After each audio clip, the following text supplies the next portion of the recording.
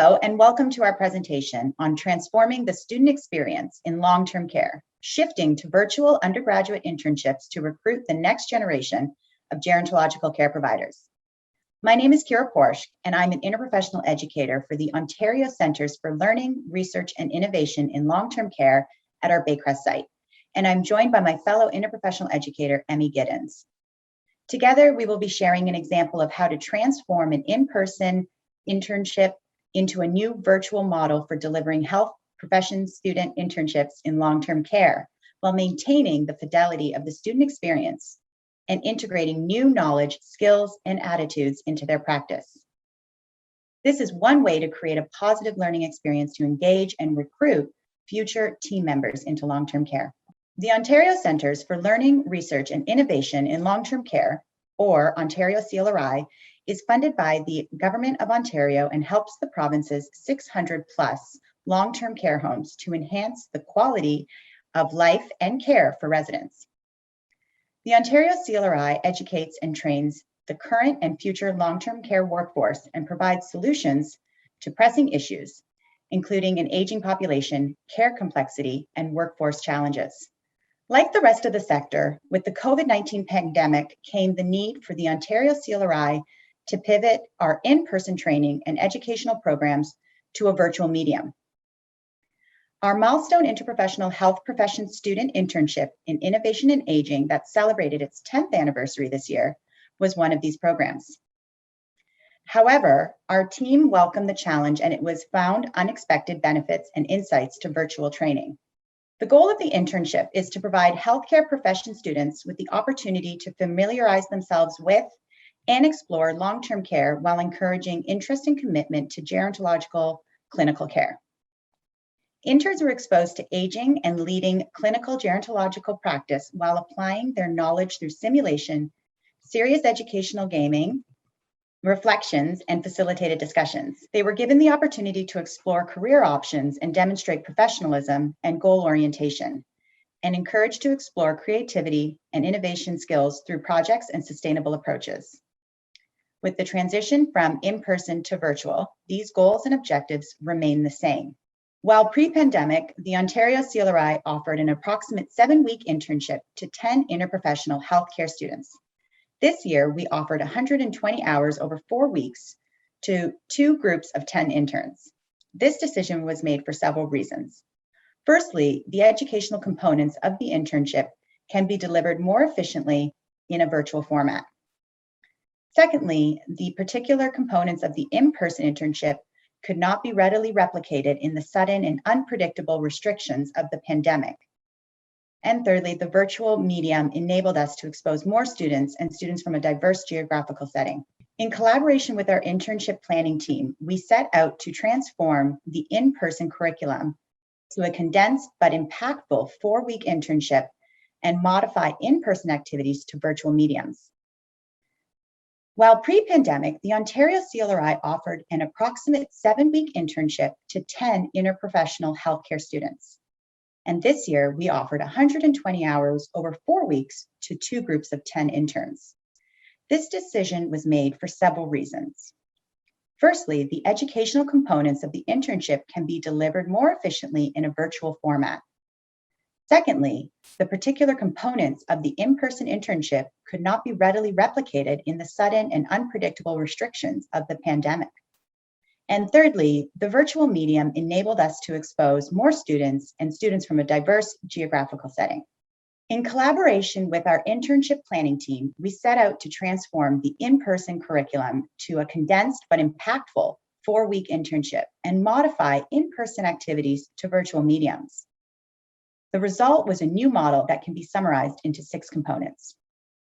The first component is the Ontario CLRI's asynchronous serious educational game, LIFA, which allowed students to achieve higher levels of competence by applying best practice and rehearsing real-world case simulations of increasing complexity. Our second component was a capstone project where students were paired in an interprofessional team guided by a mentor with experience in long-term care to present their work to an expert panel of external and internal stakeholders. Our mentors came from various disciplines, such as university professors, past internship alumni, and members of the Center for Aging and Brain Health Innovation Senior Advisory Panel. The third, and one of the more enjoyable parts of the internships, as noted by the interns, was when they were paired with an older adult to foster an appreciation for personhood and skills in relationship building. These interactions occurred via telephone conversations and scheduled Zoom meetups. Upon completion, the students prepared a presentation to illustrate their experience with the older adult.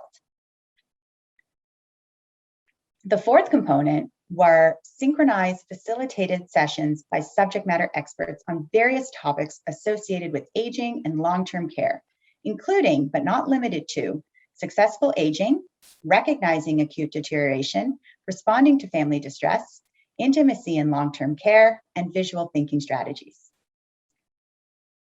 Other learning opportunities occurred in less structured panel discussions that brought together long-term care team members and students to explore career pathways, clinical situations, and challenges. These were all guided and organized by weekly themes on aging and long-term care challenges, with innovation and interprofessional collaboration principles woven throughout. I will now talk about what can be gained from using a virtual internship model, what is needed by a long-term care organization or educational setting to run a similar program, lessons learned from our own planning and evaluation experience, and testimonials from our interns, mentors, and resident partners. One of the most prominent assets of hosting a virtual internship was our expanded geographical reach, not only for students, but expertise and resident voices across Ontario. Using Zoom and other telecommunication technologies, we were able to recruit and engage persons in rural, northern, and Indigenous communities, as well as our Baycrest partners. This enables students, mentors, and residents who were previously limited by location to apply and participate in the internship, share and learn from others' diverse experiences, and build broader relationships and connections. The virtual medium also allowed greater flexibility in the interns and facilitators' schedules. A reduced synchronous work schedule and the ability to work from home enabled access to unique facilitators and mentors, and interns the ability to schedule independent work with outside activities. This flexibility in the schedule encouraged interns to develop time management skills that are essential for professional practice. To implement this model in our organization, we utilized a team approach. Our internship planning team consisted of a manager who oversaw the well-being of the students, onboarding, human resource and financial requirements, and overall funding. 2 coordinators who scheduled activities, co-facilitated Zoom sessions and panel discussions, and oversaw interns' activities on LIFA. The coordinators also guided interns in their development of a learning plan and assisted them in finding resources, Ontario CLRI and Baycrest team members, and opportunities to meet their goals. Our team also comprised of 2 knowledge brokers who facilitated recruitment, stakeholder engagement, and evaluation of the program. Outside of the planning team, we also worked with Launch 57, the software designers and technical support specialists of LIFA, and the Ontario CLRI's network of team members, multidisciplinary clinicians, and persons with lived experience as facilitators of synchronous sessions and project mentors. Our applicant recruitment strategy involved an Ontario-wide engagement plan where Ontario universities and colleges were invited to share invitations to apply with health students, faculty, and affiliated organizations and groups.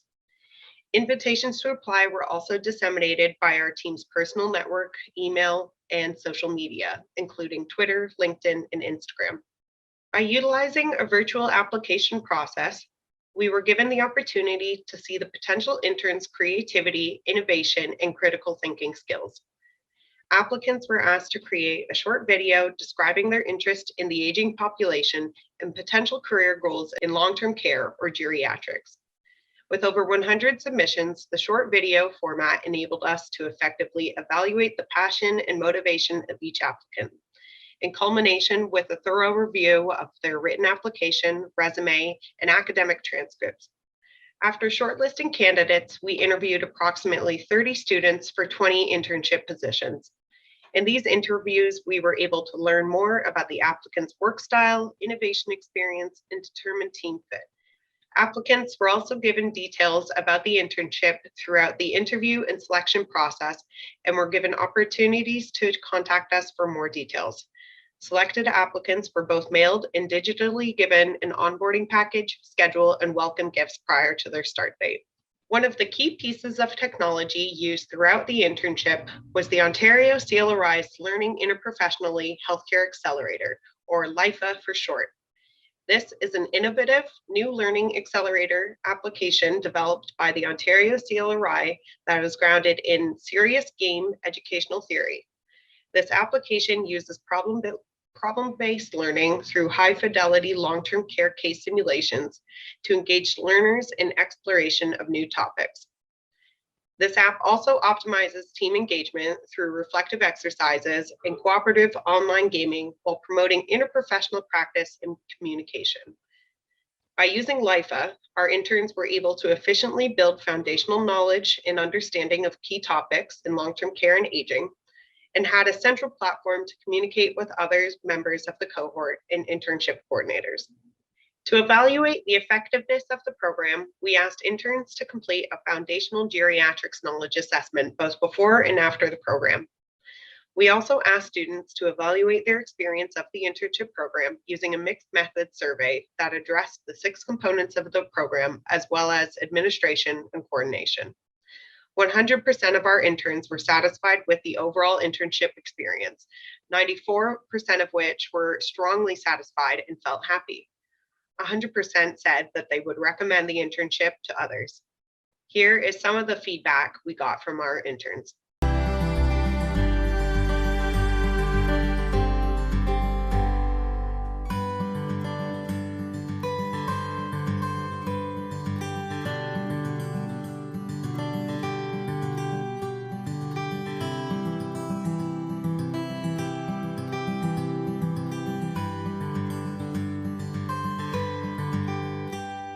While our satisfaction ratings were high and our goals were achieved, there were some key lessons learned that could be applied for future planning and implementation of our virtual internship. First is intern communication. Feedback from the interns and debriefing with the planning team revealed a need to communicate more frequently with the students with deliberate, regular, synchronous check-ins. These check-ins give the students and coordinators an opportunity to provide direction and support on internship activities in their capstone project and foster a community of support and upholding of learning goals and career interests. Informal events and activities that support the creation of relationships while having fun are also important to support engagement and connection that would normally occur in an in-person environment. When developing the internship, it is crucial to build opportunities for team and relationship building. Another key learning that emerged from this virtual approach is activity scheduling. It is important to start and engage stakeholders early in the planning process. Our stakeholders are key figures in facilitated sessions, mentorship, and partnership activities. For us, it was crucial to maintain personal engagement with clinicians and persons with lived experiences so that our goal of exposure and growing interest in geriatrics is met. Finally, maintaining contact with the interns upon completion of the program fosters long-lasting professional relationships. Internship alumni are important contributors to future internship goals and continue to play an important role in mentorship opportunities. Exchanging personal emails and creating a LinkedIn group have been our primary strategies in maintaining our alumni network. Before we close, Kira and I would like to thank our knowledge brokers, Stacy Guy and Matthew Goldborn, and our manager, Dr. Raquel Meyer, for their support and collaboration on this project. Thank you for joining us today in our presentation on transforming the student experience in long-term care.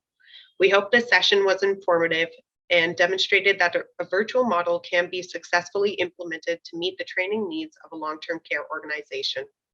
With the COVID-19 pandemic came the need to pivot our in-person internship to alternative delivery mediums. Through this experience, we see a future where robust and comprehensive virtual options can be utilized as a way to provide efficient training and increase equitable access. Thanks for watching.